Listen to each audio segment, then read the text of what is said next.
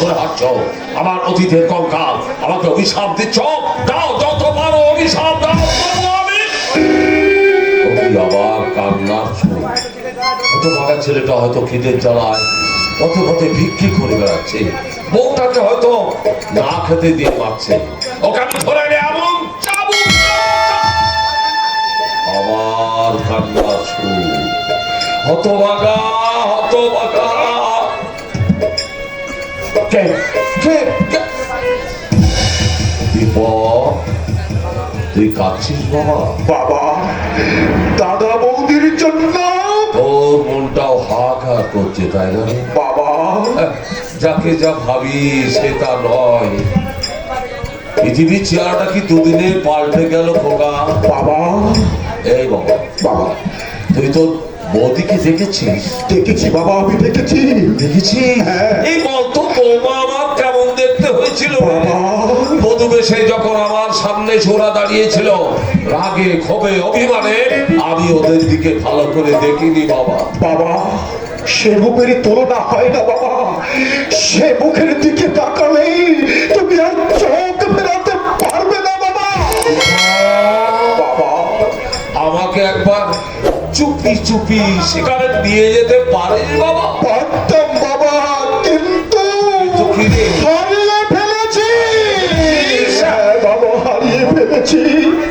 আগে যেখানে তারা ছিল এখন আর তারা সেখানে নেই। এই কোথায় গেল তাহলে? কোথায় যে গেছে আজ আমি তাদের খুঁজে পাচ্ছি না বাবা। খুব কষ্টে পড়েছে, তাই না রে? বউকা, আমার বউকে নিয়ে হতভাগা খুব কষ্টে দিন কাটাচ্ছে, তাই না রে? হ্যাঁ বাবা, জানো বাবা, আমার আমার দাদার না, আমার দাদার একটা ছেলে হয়েছে। এ কি বলিস বাবা? কি বললি বাবা?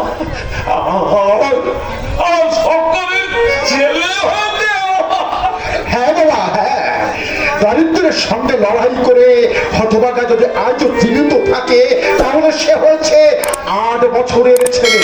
8 বছরের ছেলে? হ্যাঁ বাবা।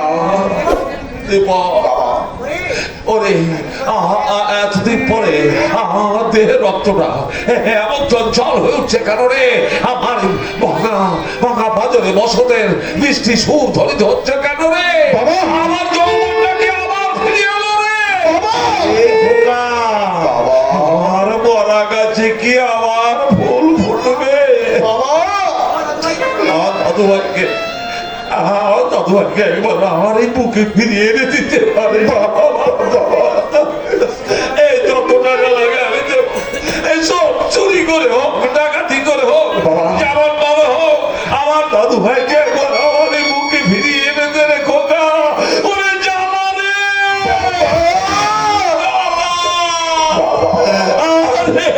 বুকে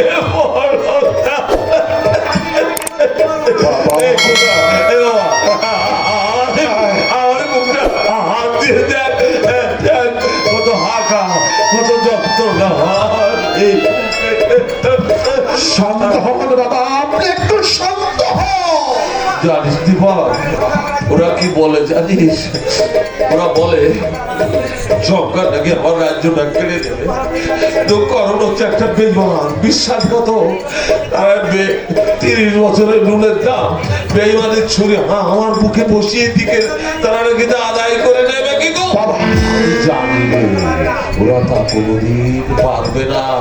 আমার চোখের দিকে তাকালে ওদের হাত থেকে বেইমানের অস্ত্রটা মাটিতে খসে পড়ে যাবে, তখন ওরা আমার পায়ের উপরে লুটিয়ে পড়বে। আপনি ঠিক ধরেছেন বাবা। মার মামাই দাদার নামে ষড়যন্ত্র করে আপনার কান দুটো পিষে তুলেছে। জীবনটা বিদ্রোহ করে ওঠে। আমার মনে হয় আমি বাবা, আমি তা পারি না রে, আমি তো পারি না। আমি যাতে শ্বাসটা আমার কণ্ঠ নালীটা চেপে ধরে আমি কাঁদতে পারি না। আমি বাবা, তুই একটু শান্ত হও। আমি কথা দিচ্ছি যেমন করে পারি ওই দেওয়ান কাকাকে সঙ্গে নিয়ে আমি তাদের দুজনকে বাড়িতে ফিরিয়ে আনবো। পারবি? এ বাবা, পারবি? পারবি তো?